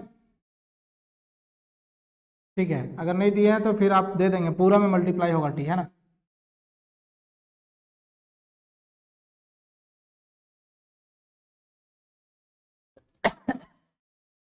एक ज्वाइंट है हमारे पास, ये 100 है, ये 50 है। हम अभी डाटा के साथ दे रहे हैं आपको, एग्जाम में डाटा दिया हुआ नहीं रहता है। नेट इफेक्टिव विड्थ निकाल लो आप, नेट इफेक्टिव विड्थ आपको टी से मल्टीप्लाई करने की जरूरत नहीं होगा, मैं टी आपको नहीं दूंगा, ठीक है ना। दिस इज 50, ये भी 50 है, सेम लाइन पर है। चलो 2 मिनट का समय देते हैं, इस क्वेश्चन को बना के बताओ। आपको नेट विड्थ निकालना है, ठीक है ना, आपको एरिया निकालने की जरूरत नहीं है।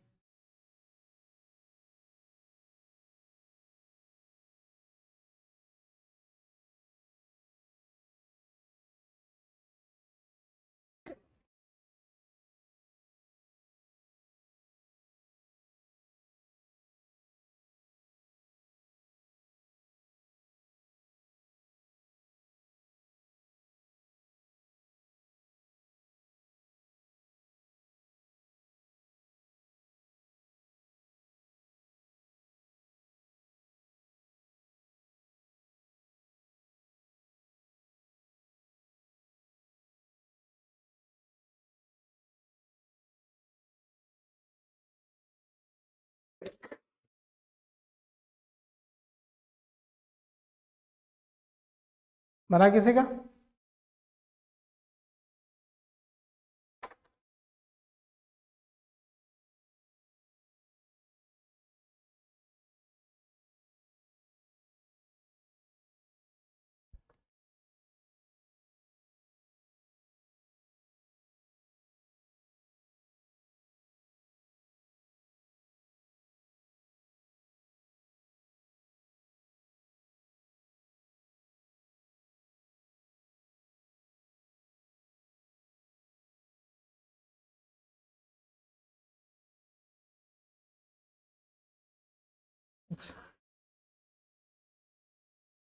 दाया 20 मान लो, चलो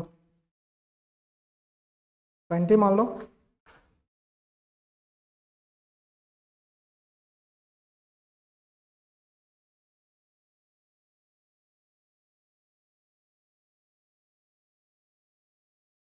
कौन सा पाथ के लिए आया? 240 mm, देखते हैं। और किसी का?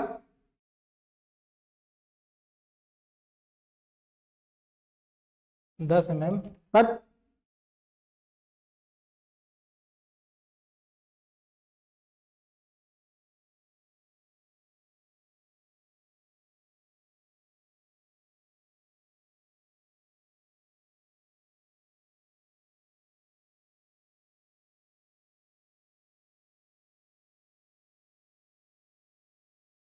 नहीं, आपको नेट बताना है, नेट मतलब कौन सा होगा जो सबसे मिनिमम होगा क्या?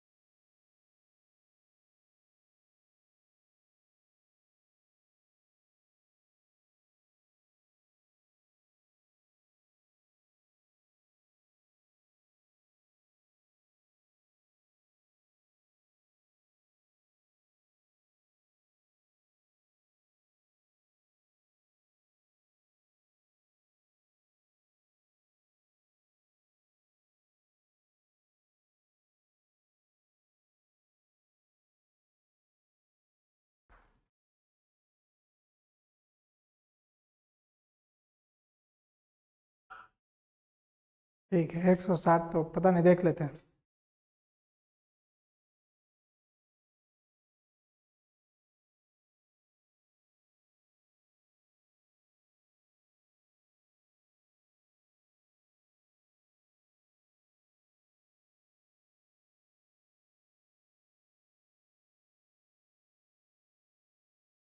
देखो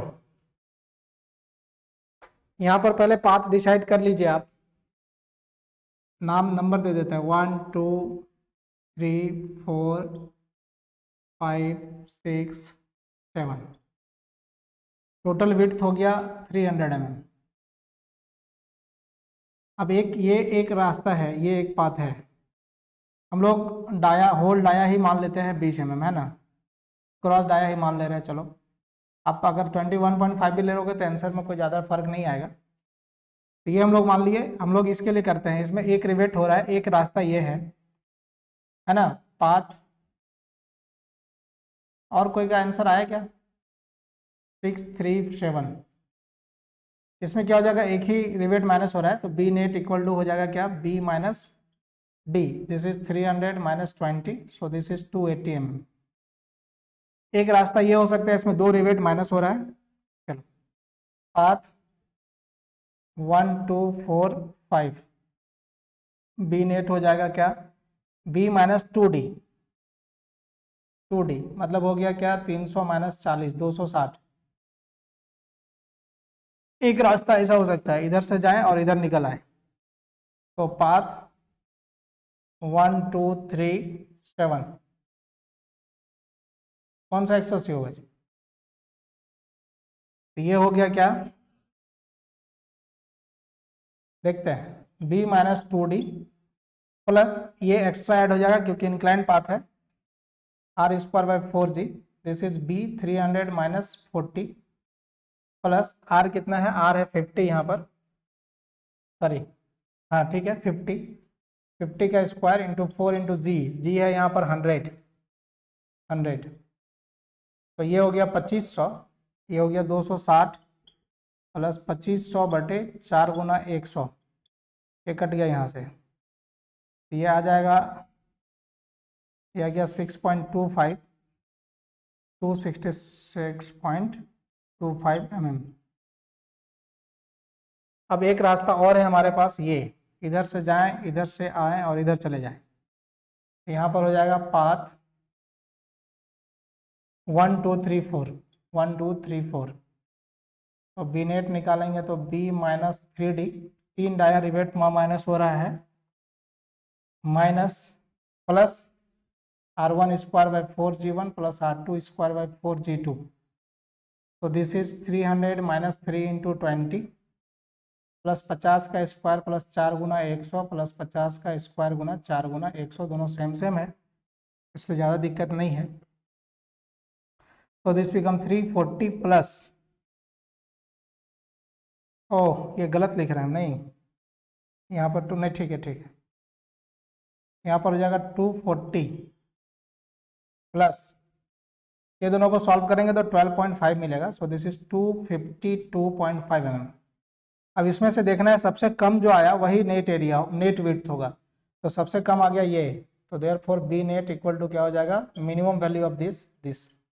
अब अगर इसका बोलता है एरिया निकालना है तो थिकनेस ऑफ प्लेट से मल्टीप्लाई करते हैं, आपका नेट एरिया निकल जाता है, यही नेट एरिया होता है। तो आप ध्यान रखेंगे कि यही फिगर रहेगा, जो फिगर मैंने अभी इस बोर्ड पे बनाया है यही फिगर आपको मिलेगा एग्जाम में। अगर आपको नेट एरिया पूछेगा स्टेगर्ड रिवेट का, इसके अलावा कोई दूसरा फिगर नहीं पूछेगा, क्योंकि दूसरा फिगर जैसे ही पूछेगा उसको क्या करना पड़ेगा कि सारा डायमेंशन देना पड़ेगा, बहुत सारे पाथ हो जाएंगे, तो वहां पर आपका फिर नेट एरिया निकालने में बहुत टाइम लैप्स हो जाएगा। इसलिए हमेशा आपको ध्यान रखना है कि जब भी ऐसा क्वेश्चन रहता है तो यही जो पाथ होगा ना, ये ऐसा जो आ रहा है दिस पाथ, उसमें नाम दिया रहेगा ए बी सी ऐसा कुछ दिया रहेगा, तो आपका यही पाथ में मिनिमम विड्थ मिलेगा, मिनिमम एरिया भी मिलेगा। तो आप इसको याद रखेंगे इस क्वेश्चन को, है ना, मैंने डाटा दे दिए थे, डाटा पे मैंने क्वेश्चन सॉल्व करवाया। चलो इसका स्क्रीनशॉट ले लो।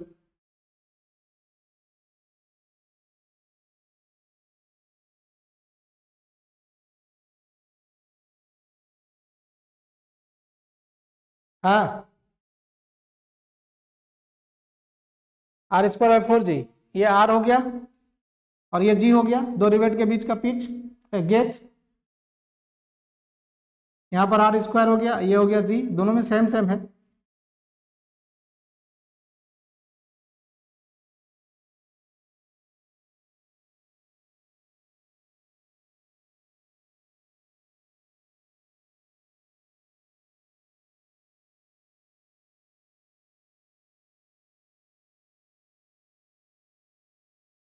जब तक हम क्वेश्चन नहीं दिए हैं तुम लोग क्या दूसरा क्वेश्चन बना रहे हो? हम्म। हाँ, तो डाउट उट नहीं पूछ रहा है कोई, सब बन जा रहा है।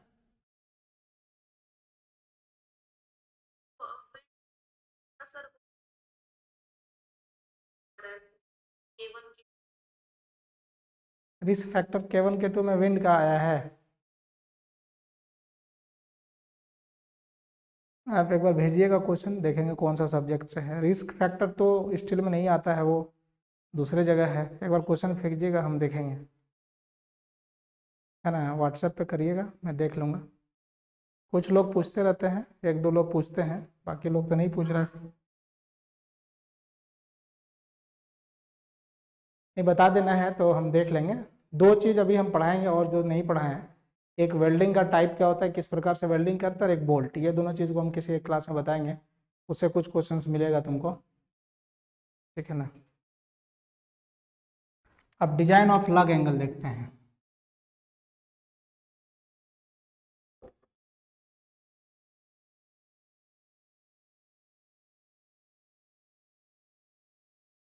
ये आपके पास एक, आपने एक यहाँ पर एंगल जोड़ा है, और इसके साथ एक लग एंगल भी जुड़ा हुआ है। लग एंगल का मतलब अभी हम तुरंत समझाएं आपको। यहाँ पर इस तरह से रिवेटिंग किया हुआ है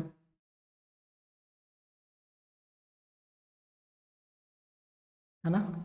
इसका अगर हम लोग क्रॉस सेक्शनल व्यू देखेंगे तो कुछ इस प्रकार से नजर आएगा। सामने से देख रहे हैं तो ये एंगल आपको गैसेट प्लेट नजर आएगा, फिर ये एंगल नजर आएगा, फिर ये लग एंगल नजर आएगा, यहाँ पर कनेक्शन है ये नजर आएगा, ये जो बोल्ट लगा यहाँ पर लगा हुआ ये नजर आएगा। इस प्रकार से ये कनेक्शन है। इसका नाम दे दे रहे हैं हम 1, ये जो रिवेटिंग है 2, और यहाँ जो रिवेटिंग है इसको 3। इस प्रकार से हमने 3 नाम दिए, 1 2 3। रिवेट 1 का मतलब है, रिवेटिंग 1 का मतलब यहाँ पर है लग, सॉरी, ये कनेक्टेड लेग, ये मेन एंगल है ना, दिस इज मेन एंगल, और ये लग एंगल है। ये जो कनेक्शन शुरू होगा लग एंगल और आउट स्टैंड लेग का, है ना, ये इन इन दोनों के बाद ही शुरू होगा, है ना। कनेक्शन ऑफ लग angle and out stand leg must be start in advance of rivet 2 and 3। ऐसा इसलिए करते हैं ताकि जो है आपका लोड जो है वो प्लेट पे ज़्यादा से ज़्यादा चला जाए। इस वजह से हम लोग इसको बाद में शुरू करते हैं, एडवांस में शुरू करते हैं। तो रिवेटिंग 1 जो है ये क्या कर रहा है, कनेक्टेड कर रहा है, connected main angle and gadget plate को कनेक्ट कर रहा है। रिवेटिंग 2 जो है 2 नंबर पे जो रिवेटिंग हम लोग जिसको नाम दिए हैं वो क्या कर रहा है, कनेक्टेड आउटस्टैंड लेग एंड लग एंगल। और रिवेटिंग 3 जो है ये कनेक्ट कर रहा है कनेक्टेड लग एंगल एंड गैसेट प्लेट। ये 3 हमारे पास है यहाँ पर। इस तरह से हम लोग कनेक्शन यहाँ पर देख रहे हैं, ठीक है। क्योंकि लग एंगल यहाँ पर लगा हुआ है इसलिए फैक्टर के जो होगा वो 1 होगा, है ना। Since lug angle is provided,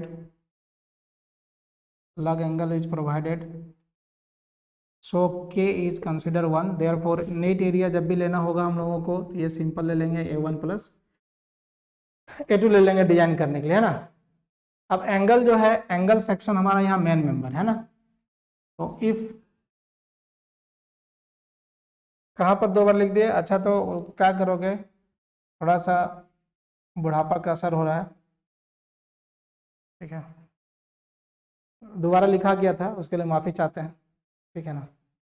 if angle is man member, अगर एंगल मैन मेंबर होगा तो यहाँ पर चैनल भी हो सकता था, तो मैं लिखा एंगल मेन मेंबर होगा, तो आपका जो लोड है, लोड यहाँ पर लगा देते हैं हम लोग, कुछ टी लोड लगा देते हैं।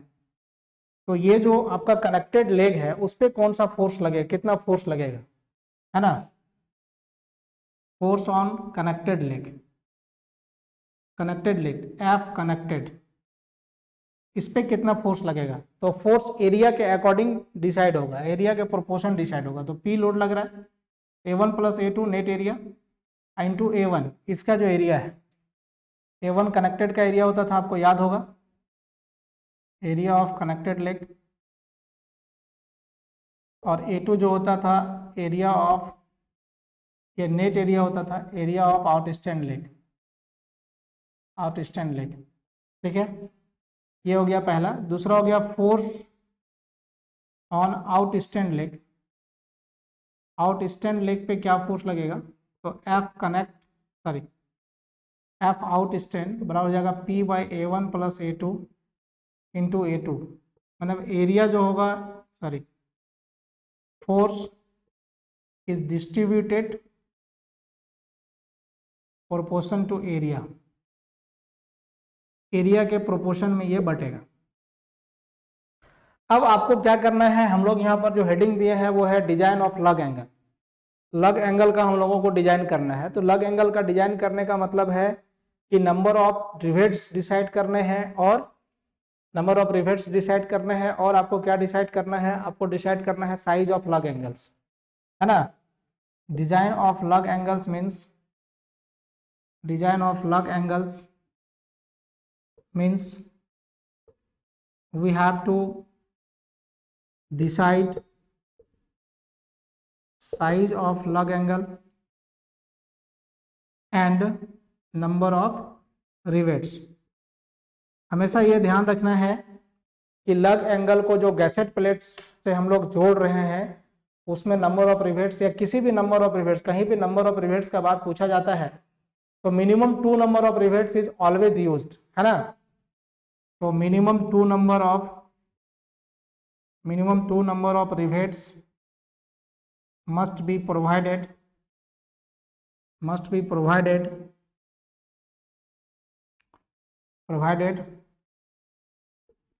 for lug angle। कहीं भी 2 ही प्रोवाइड होता है, आपको क्वेश्चन में मिला होगा, लग angle and gadget plate. Gadget plate और लग एंगल के बीच कम से कम 2 आपको नंबर ऑफ रिवेट्स प्रोवाइड करना चाहिए। ऐसे में बार बार कह रहा हूँ आपको कि जहाँ भी मिनिमम नंबर ऑफ रिवेट्स पूछा जाता है तो हमेशा 2 प्रोवाइड होता है, एक नहीं होगा। एक होगा तो बेंड कर जाएगा, मूव कर जाएगा ना, रोटेशन इफेक्ट आ जाएगा। तो ये हम लोग आ गया। अब डिजाइन फोर्स फॉर लग एंगल। अब जब डिजाइन फोर्स रहेगा तभी तो एरिया डिसाइड होगा। डिजाइन फोर्स फॉर लग एंगल्स, लग एंगल्स में हम लोग कितना, हमारा डिजाइन फोर्स हम लोग क्या कंसिडर करेंगे, तो this is F design and this will be 1.2 into f out stand. Out stand पे जो फोर्स लग रहा है उसका 20% हम लोग ज़्यादा कंसिडर यहाँ पर करेंगे। For fix the size of लग एंगल, लग एंगल के साइज को फिक्स करने के लिए हम लोग ये करेंगे। ये क्या हो गया, for fix the size of लग एंगल। अब आपको नंबर ऑफ रिवेट्स निकालने हैं, तो नंबर ऑफ रिवेट्स कहाँ निकलेगा, क्योंकि हम लोग का डिजाइन का मतलब क्या है, डिसाइड द साइज ऑफ लग एंगल। लग एंगल का साइज यहाँ से डिसाइड हो जाएगा। फोर्स आपको मिल गया, तो फोर्स जब मिल गया तो एरिया आप निकाल सकते हैं कि इस फोर्स के लिए कितना एरिया आपको चाहिए। तो आप कैसे निकालेंगे, तो sigma AT into A net into sigma AT बराबर क्या होता है, फोर्स। आपको वहाँ से नेट एरिया निकल जाएगा लग एंगल का। अब आप दूसरा काम क्या करना है आपको, कि नंबर ऑफ रिवेट्स निकालने हैं। तो नंबर ऑफ रिवेट्स अब 2 जगह लग रहा है, एक जगह यहाँ पर लग रहा है ये 3 नंबर्स पे, और यहाँ पर लग रहा है 2 नंबर्स पे, है ना। और एक रिवेट यहाँ पर भी लग रहा है 1 नंबर पे। तो 1 नंबर पे रिवेट निकालना है, तो वो कैसे निकालेंगे, यहाँ कैसे निकालेंगे और यहाँ कैसे निकालेंगे। तो 1 नंबर पे rivet at 1, number of rivet at 1 पे निकालना है। तो ये आपका मेन मेंबर है ना, तो मेन मेंबर पे ही हम लोग पूरा लोड को मानते हैं कि आ रहा है। तो कनेक्टेड पे जितना लोड लग रहा है वो, और उसका जो एरिया है वो हम लोग, सॉरी, रिवेट वैल्यू जो है, रिवेट का जो डाया आप कंसिडर करेंगे वो जब ले लेंगे तो आपको नंबर ऑफ रिवेट्स निकल जाएगा। तो नंबर ऑफ रिवेट्स N1 अगर लिखना चाहेंगे हम लोग, एफ कनेक्ट, कनेक्ट पे कितना लोड लग रहा है वो, और रिवेट वैल्यू। दूसरा है number of rivets at 2, 2 number पे हमको यहाँ पर जो नंबर ऑफ रिवेट्स देना है, ये नंबर ऑफ रिवेट्स हमारा कितना होगा, तो दिस विल बी 1.4, इसका as per code 1.4 into f out stand by r भी। उसी तरह as per code rivet eight 3 पे नंबर ऑफ रिवेट्स कैसे निकालेंगे, N3 बराबर तो 1.2 into f out stand by r भी। इस प्रकार से आप जो है नंबर ऑफ रिवेट्स निकाल सकते हैं और इस प्रकार से आप डिजाइन कर सकते हैं लग एंगल्स का। तो ये लग एंगल्स के बारे में था थोड़ा सा जानकारी। अगर यहाँ चैनल सेक्शन जोड़ते हैं हम लोग, अगर ये एंगल नहीं रहता, चैनल सेक्शन रहता, तो यहाँ पर एक और लग एंगल लगता, तो फिर एरिया जब निकालते हम लोग फोर्स कनेक्ट निकालते तो क्या हो जाता है, एफ कनेक्ट बराबर हो जाता A1 और इधर 8। हाँ बोलिए। अगर आप चैनल सेक्शन यहाँ पर जोड़ते हैं तो चैनल सेक्शन में आपका क्या होता है, एक यहाँ पर और आपको फ्लेंज नजर आता और आपको यहाँ पर एक लग एंगल और जोड़ना पड़ता है ना। तो सारा प्रोसेस ऐसा ही जाएगा, सिर्फ वहाँ एरिया इंक्रीज हो जाता है, E/A1 + A2 + A3 हो जाता है, क्योंकि तीन आपके पास एंगल एरिया हो जाता है चैनल में, 2 फ्लैंज हो जाता है और एक बेब का हो जाता। तो बाकी सारा चीज ऐसे आउट स्टैंड जैसे निकाले थे, जैसे आप लिखे थे, सब वैसा ही होता है ना। लेकिन सिर्फ क्या होता है कि आपका एरिया बढ़ जाता। स्क्रीनशॉट लीजिए एक बार।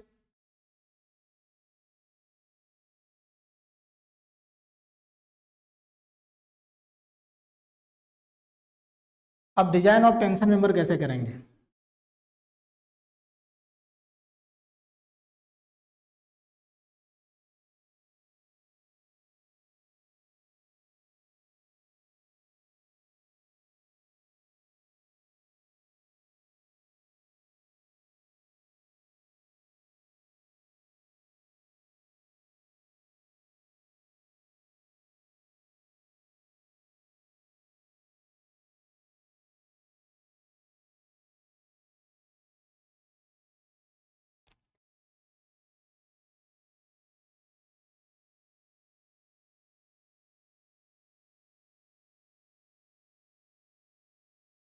Design of tension member. आपको पी दिया रहेगा, लोड कितना लग रहा है वो पता होगा, और सिग्मा ST आपको पता रहेगा नहीं, P and sigma AT is given. We have to find the size of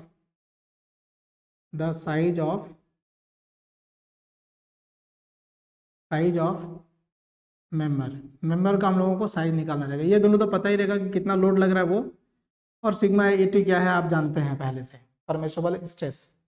आप इसमें स्टेप क्या करेंगे, स्टेप 1 अगर आप डिजाइन करते हैं तो, क्योंकि न्यूमेरिकल क्वेश्चंस बड़े क्वेश्चंस आपके एग्जाम में नहीं होंगे, तो सबसे पहले आप निकालेंगे टू फाइंड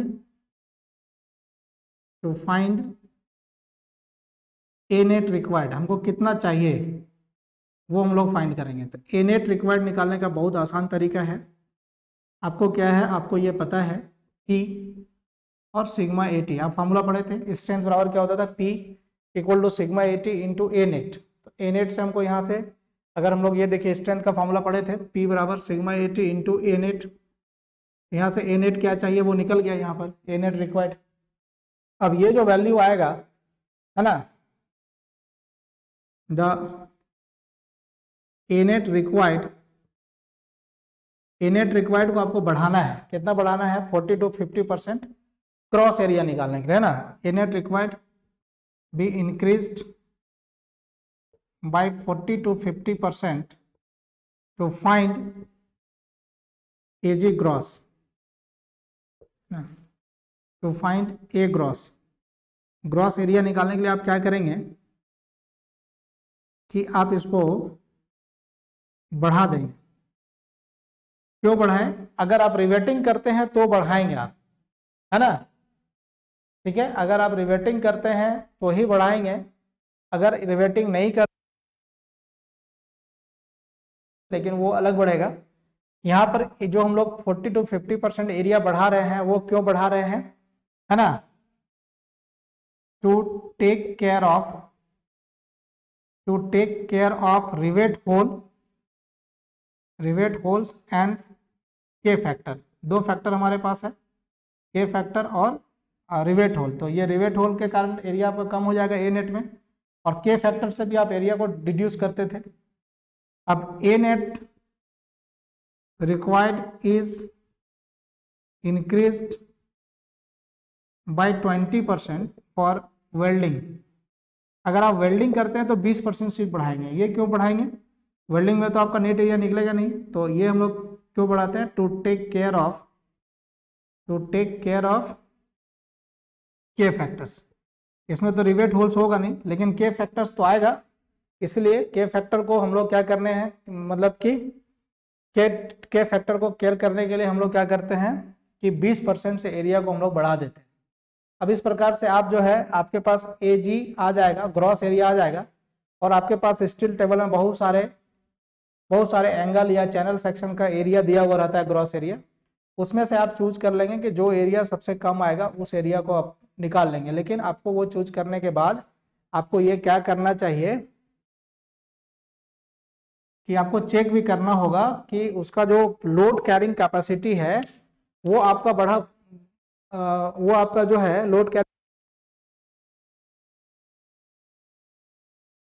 कैपेसिटी में वो फेल हो जा रहा है, तो लोड कैरिंग कैपेसिटी भी उसकी होनी चाहिए, है ना। तो यहाँ से क्या करेंगे, ए नेट प्रोवाइडेड जो है आपका, ए नेट प्रोवाइडेड ये must be more than A net required होगा, जो रिक्वायर्ड है उससे जरूर ज़्यादा होगा, ठीक है ना। तो भी आपका निकलेगा। उसके बाद क्या करेंगे, आप सेलेक्ट कर लेंगे। आप सेलेक्ट करने के बाद आप क्या करेंगे, लोड चेक करेंगे ना। और लोड अगर चेक नहीं कर पाते तो आप सिलेंडरनेस रेशियो चेक कर लेंगे। चेक सिलेंडरनेस रेशियो, यहाँ से आपको पता चल जाएगा कि कौन सा आपका मेंबर जो है वो सेटिस्फाइड कर रहा है। 400 से ज़्यादा नहीं होना चाहिए, मैक्सिमम आप कितना ले सकते हैं, 400 ले सकते हैं। इस प्रकार से आप देख रहे थे टेंशन मेंबर। अब टेंशन मेंबर में जितनी भी बातें थी मैंने उन सारी बातों को आपको बता दिया है, और ये टॉपिक खत्म हो गया है। आप अभी मैं कल कुछ क्वेश्चन प्रोवाइड करूंगा वेल्ड पे, लेकिन क्वेश्चन होगा, अभी तो हम पूरा रिवेट का ही नहीं दे पाए थे। तो आप लोग टेंशन मेंबर का किसी भी बुक से क्वेश्चन उठाइए, एक बार स्क्रीनशॉट ले लीजिए पहले फटाक से।